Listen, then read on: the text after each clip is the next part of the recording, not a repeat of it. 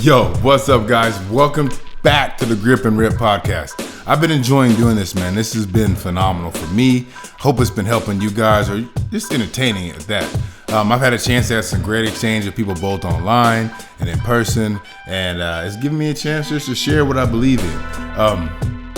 So today, I had a whole plan, a whole calendar of things that I wanted to do, the way that I wanted to do things. And of course, I made a plan, formulated an organizational chart, and that got disrupted by life, man. And when that happens, when I got kind of poked to do this episode, I went ahead and just did it. I get to control my calendar, so I threw this in there. And today, I really want to talk about confidence. Because it came to me this week, and I really want to share with you how I learned about it. But first, I want to talk to you about confidence.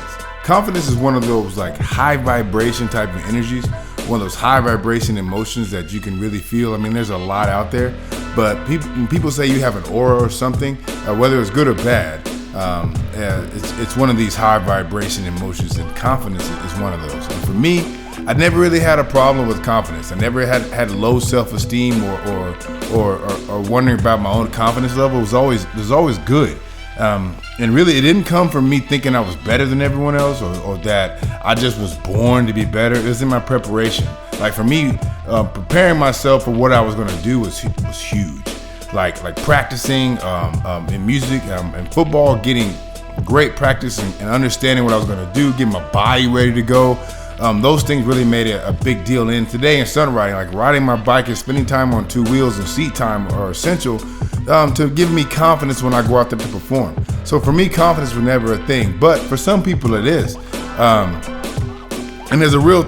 confidence can be real, it can be fake. There's all types of confidence. There's people out there that have real confidence, and real confidence is easy. It's easily understood. It's a trust in yourself that you're prepared enough for whatever challenge there is, right? You don't have to worry about it. Now fear is the counterpart of confidence. When you're fear because you know you haven't prepared, and then what happens from that is this false sense of confidence where you just think you don't need to practice, you don't need to prepare, and that's all the people who are arrogant or cocky, and that usually ends you up in a bad place. So confidence is this thing we can all sense and read it, because those who have fake confidence, is going to be no real vibration. It's going to be just these falsities cast out, and people who are not really have high confidence, they tend to show off, right?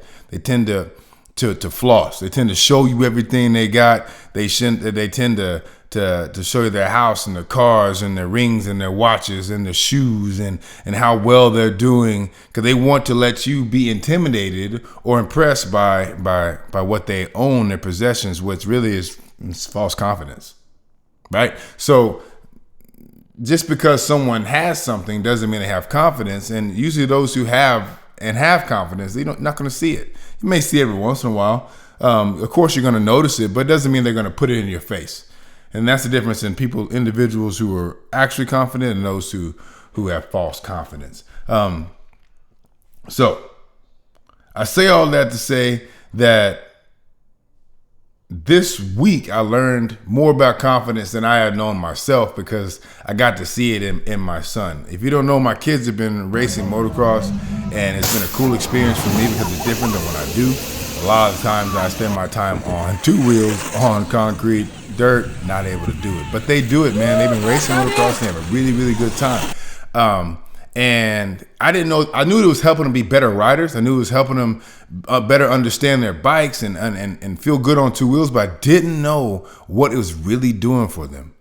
Okay. I didn't know that they were really, becoming improved as people, because confidence on anything, you need it in every job, you need it in every sport you do. It really can help you. It can even increase your skill level. I know it sounds crazy, but being confident can help you elevate your skill, because sometimes you're confident and maybe a little bit overly confident in your abilities, and you end up throwing or attempting something that you haven't tried before or wouldn't try without that little elevated sense of confidence. And it brings your skill level up, because you get cast into something that you weren't ready for, and your reflexes and your ability and in your skill play a part, and all of a sudden you've executed what you didn't think you could ever do. And the confidence helps you raise your skill level sometime.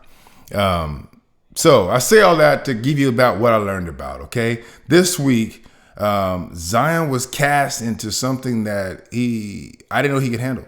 I didn't know. I hoped that eventually down the road he'd be able to tackle this, but I didn't know if he could or not. So what happened was Zion's been competing in dance, competitive dance for quite a bit, competitive hip hop here lately, and he joined this incredible dance squad, and he's been having a good time.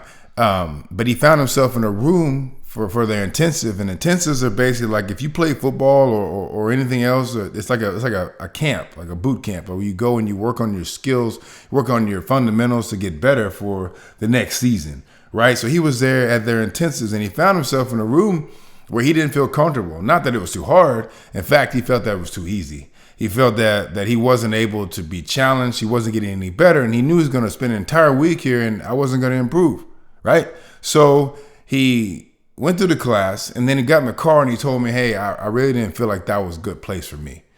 And I said, why? And he said, well, I was on this dance crew, this team that won the Nationals this year, and over 90% of my team, and he said he didn't say 90, I say 90 because it was a majority of his team. They were in a different room at the same time, and I was in this one room where I didn't feel like it met my ability. Man.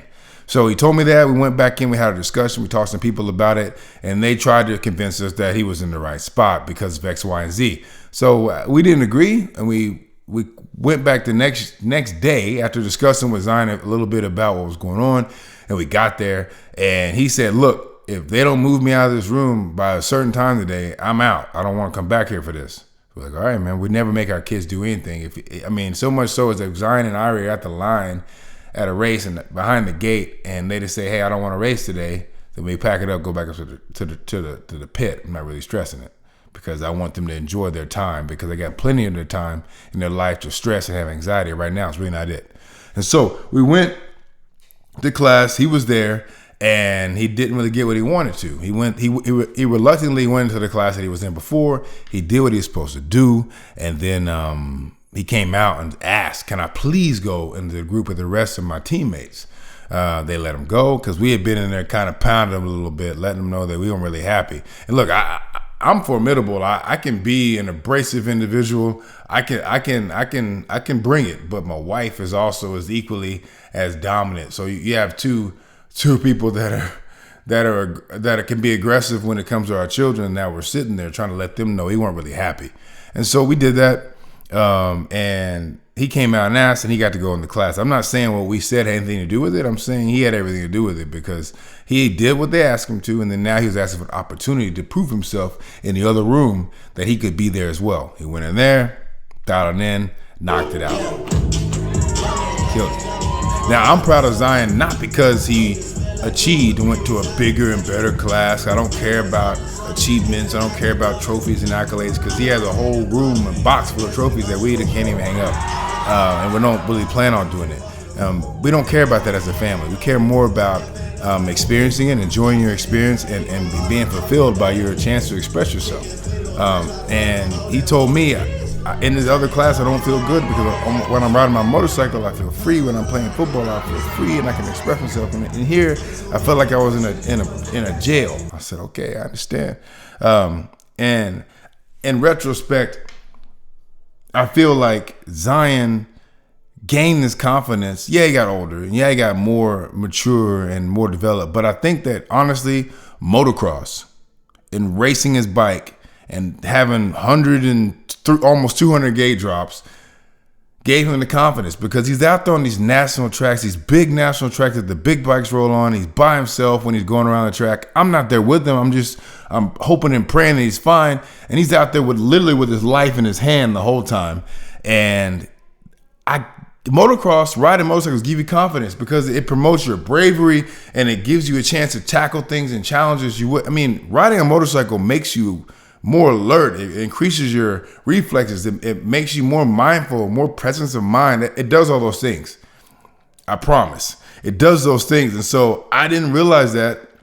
I'm thinking just be safe on a bike, but not realizing how riding a motorcycle has impacted my life and how it was doing the same for him. And now the confidence that he grew and he developed from racing and being on a motorcycle and being dangerous, allowed him to have the confidence to say, I don't feel like this is a room for me. And he stood up for himself, and he told the owners and he told the instructors, I don't think I belong in here. Let me go over there and prove myself, because I know I'm better than what you guys have said I am. That's dope. Like, that's what a dad prays for and a parent wishes for. And your kids can only have that, and the people around you can only experience that if you yourself are confident. So if you vibrate high with confidence and you exude confidence, your kids pick that up. I mean, kids more than anybody, they pick it up. And so if they know that you're confident, and they know that mom's confident, and they know that we're a confident family, and we move together, we move in confidence. They don't have to worry. So the fact that I was standing there and mom was standing there and Zion was already confident, I mean, he was something to deal with, because he knew that he was covered and cloaked with confident people, and that whatever we face, we can handle it together. And to me, that came from him riding a motorcycle. He began to see that he was in control, and that he could make a decision, and that he could control the outcome by just being confident. And I believe that Zion's a really, really good dancer. He's really good at it, most things that he does, but I think he's good because he tells himself I can, and he does them. And that's a tool that will take him and carry him further and service him more than anything he can actually learn in his life. I'm telling you, when you have confidence in what you're doing, you're the best at what you're doing. And confidence is not arrogance. It's not being conceited. Confidence is basically knowing and having faith in how much you prepared and the skills you've learned and the things that you do. That's confidence. And so Zion learning confidence and having the confidence to speak up for himself when he felt that he was being slighted.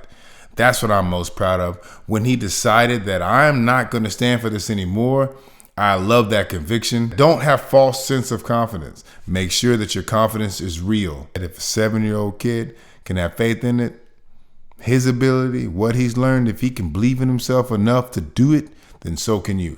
Thanks so much for checking out the Grip and Rip podcast. I've had a good time doing this with you guys. It's fun, man. I'm having a blast. I've had great exchanges with people both online and in person about all the episodes, about what's going on, and it's been incredible for me. It's been a new life, a new way of expressing myself, and I'm glad that you have been there with it. So make sure you subscribe so you can hear about what's coming up next. We're always going to be cooking, always going to be laying things down. So I'll see you guys down the road.